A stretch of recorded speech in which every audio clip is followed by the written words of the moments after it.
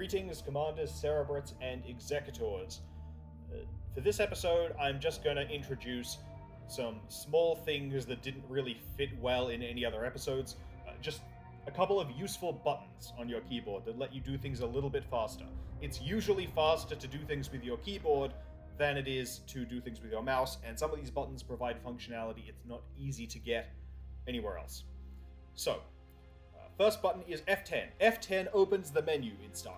If I press F10, I get the in-game menu.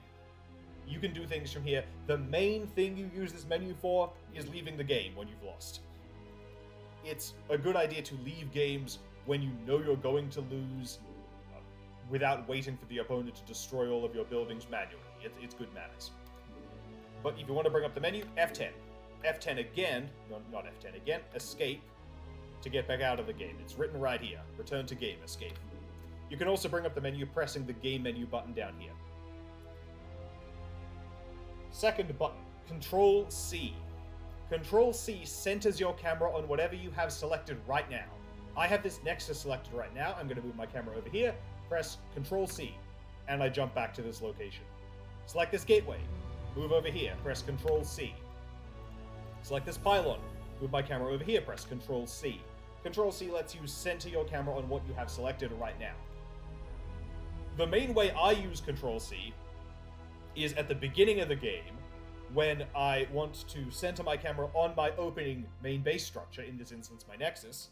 I'll press Control C to center on it, so that then I can set my camera location to be precisely centered on this building.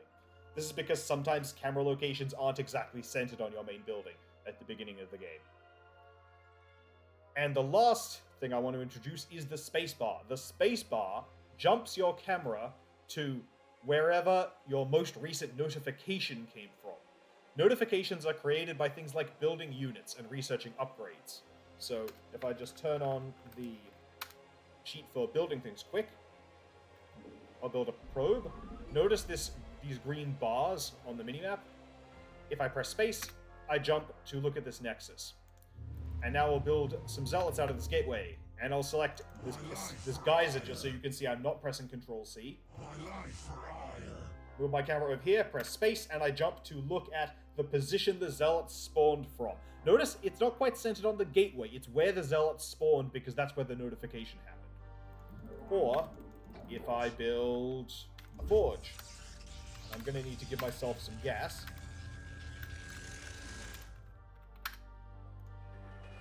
And I research an upgrade on this forge. And I press space.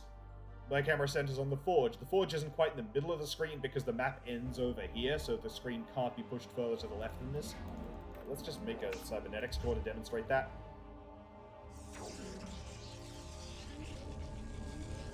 Significantly, if I press space again, it does not center on the cybernetics core which just finished. Buildings finishing is not a notification. But if I research an upgrade from the cybernetics core, press space, now I do center on the core because upgrades finishing is a notification. So space lets you center on the last notification that happened. Whether that's a probe, finishing, a combat unit building, an upgrade completing. Notifications aren't that useful generally, but there is one instance where they might be of use, because the "Your warriors are under attack" message you get when your units fight enemies counts as a notification.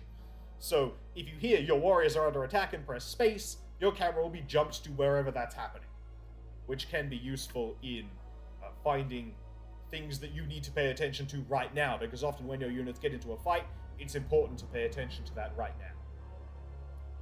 So that's everything I have for this episode, just 3 useful buttons.